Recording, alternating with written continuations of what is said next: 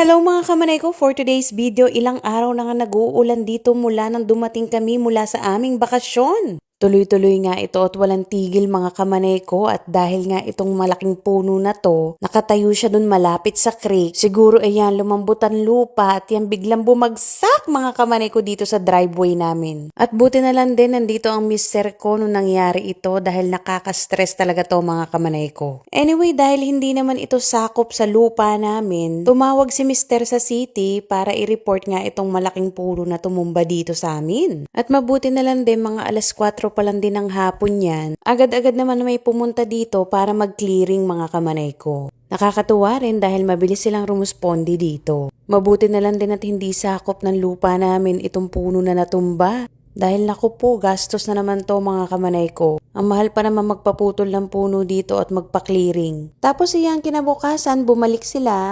Kasi nung araw na natumba to, pinutol-putol lang nila yung puno at nilagay muna sa gilid para naman magamit namin yung driveway namin. Siguro 1 oras lang sila nagki-clearing dito, ang bilis. Anyway, na-share ko lang naman mga kamanay ko. Mapagpalang araw sa inyo. Mag-ingat kayo palagi. God bless. Bye!